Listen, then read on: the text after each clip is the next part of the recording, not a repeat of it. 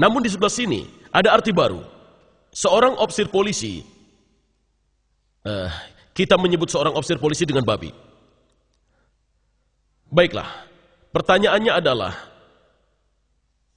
dalam Taurat dikatakan bahwa kamu tidak boleh makan babi. Atau dapatkah saya balik dan mengatakan, oh ya, itu artinya ofisir polisi, kamu tidak boleh memakan ofisir polisi? Tentu saja tidak. Dalam Al-Quran Allah berfirman, kamu tidak boleh makan babi. Bolehkah saya artikan tidak boleh makan ofisir polisi? Tentu saja tidak.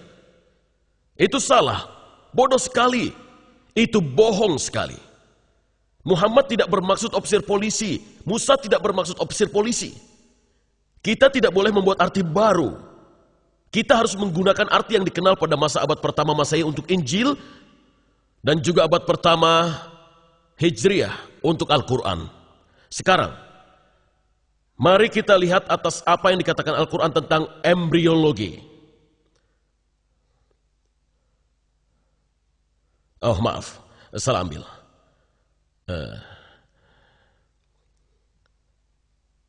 Dikatakan bahwa gagasan tentang embrio berkembang melalui beberapa tahap adalah sesuatu yang modern. Dan Al-Quran mengantisipasi embriologi modern dengan menggambarkan tahap-tahap yang berbeda. Dalam pamflet karangan Kate Moore yang berjudul Pokok-pokok Embriologi Manusia, Dr. Moore mengklaim realisasi embrio berkembang melalui tahap-tahap di dalam uterus tidak pernah dibahas untuk menerangkannya sampai pada abad ke-15. Kita akan menimbang klaim ini dengan mempertimbangkan arti kata-kata Arab yang digunakan Al-Quran. Dan kedua, dengan menguji situasi sejarah yang mengarah dan mengelilingi Al-Quran. Kita akan mulai dengan melihat pada kata utama yang digunakan, yaitu kata alaqah. Ayat-ayat utama. Kata Arab alaqah pada tunggal atau alaq sebagai bentuk jamaknya digunakan 6 kali. Pada surat Kebangkitan Al-Qiyamah 75:35-39 kita baca, bukankah dia dahulu setetes mani yang ditumpahkan, kemudian ia menjadi alaqah, dan Tuhan menjadikan daripadanya sepasang laki-laki dan perempuan. Dalam surat orang yang beriman, Al-Mu'min 46:7 dikatakan, dialah yang menciptakan kamu dari debu. Kemudian dari setetes air mani, setelah itu dari segumpal darah yang menyerupai lintah alaqah. Kemudian dilahirkan kamu sebagai seorang anak, supaya kamu memahaminya. Pada surat Haji, Al-Hajj 225 dikatakan, hai manusia, jika kamu dalam keraguan tentang kebangkitan, maka ketahuilah bahwa kami telah menjadikan kamu dari debu. Kemudian dari setetes mani, lalu dari segumpal darah alaqah. Setelah itu segumpal daging yang sempurna kejadiannya dan yang tidak sempurna. Akhirnya pernyataan berikutnya adalah pada surat orang-orang yang beriman, Al-Mu'minun 23:12-14 yang dibaca, dan sesungguhnya kami telah menciptakan manusia dari suatu saripati tanah, kemudian kami jadikan saripati itu air mani yang disimpan dalam tempat yang kokoh atau rahim. Kemudian air mani itu kami jadikan segumpal darah, lalu segumpal darah itu kami jadikan segumpal daging, dan segumpal daging kami jadikan tulang belulang. Lalu tulang belulang itu kami bungkus dengan daging.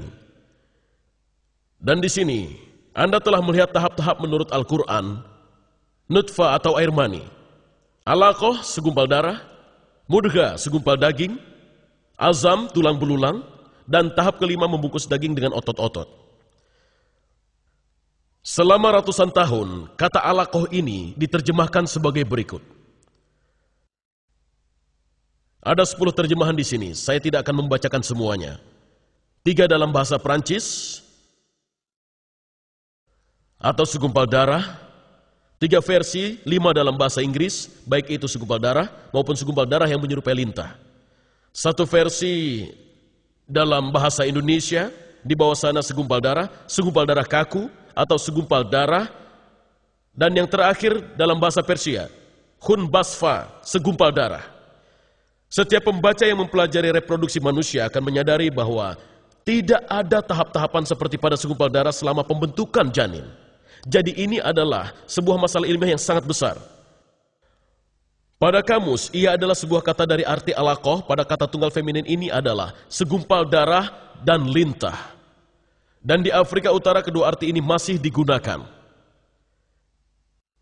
Beberapa pasien mendatangi saya untuk meminta agar saya memindahkan segumpal darah yang ada pada tenggorokan mereka. Dan beberapa wanita datang pada saya dan mengatakan bahwa mereka tidak kunjung datang bulan.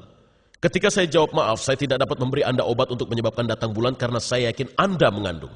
mereka akan mengatakan, Mazaltem, masih berupa darah. Jadi mereka memahami gagasan Al-Quran ini. Terakhir, kita harus mempertimbangkan ayat-ayat pertama yang sampai pada Muhammad di Mekah.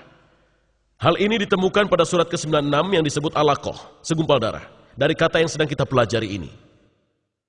Pada 96:12 kita baca, bacalah dengan menyebut nama Tuhanmu yang menciptakan manusia dari alaq. Di sini kata tersebut dalam bentuk kolektif. Bentuk kata tersebut dapat memiliki arti lain, karena alaq juga berasal dari kata benda verbal dari kata alaqah. Kata benda verbal biasanya sesuai dengan degerant dalam bahasa Inggris seperti pada sense atau rasa. Maka dari itu kita dapat menganggapnya berarti menggantung atau berpegang teguh atau menganut. Namun 10 penerjemah yang terdaftar di atas juga menggunakan segumpal darah atau darah beku pada ayat ini. Di samping jumlah dan kualifikasi para penerjemah yang menggunakan kata segumpal darah, seorang dokter asal Prancis, yaitu Maurice Bucaille, mempunyai kata yang tajam untuk mereka.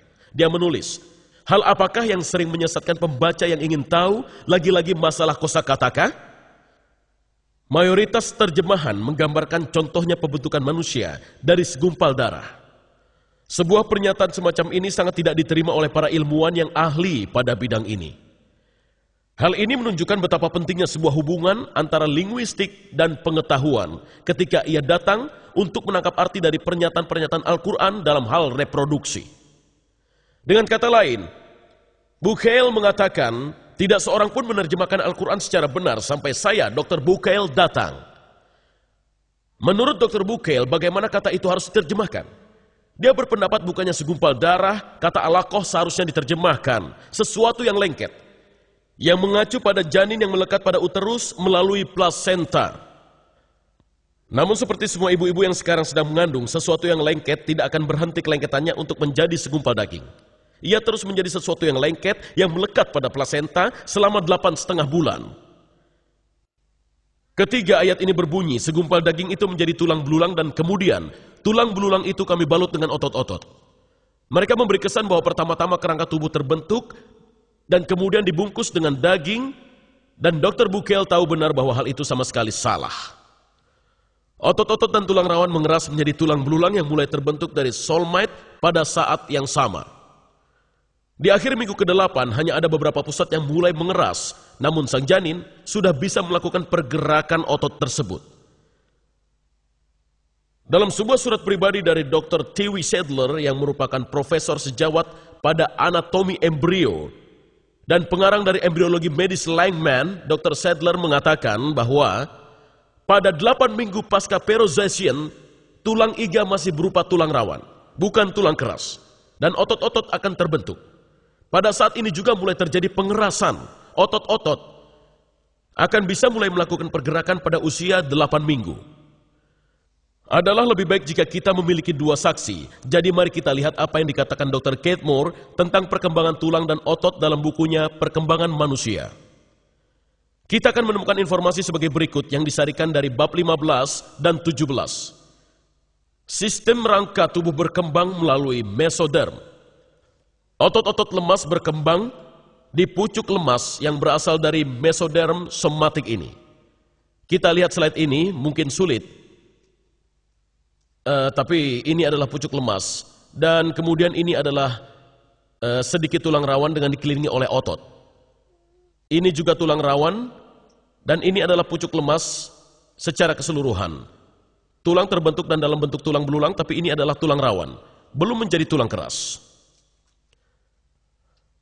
Slide kedua menunjukkan bagaimana ia terbentuk. Ini adalah tulang rawan.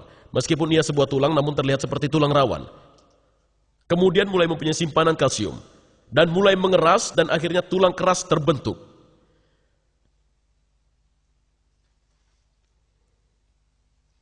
Karena sumsum tulang telah terbentuk, saya ingin kembali ke sini lagi.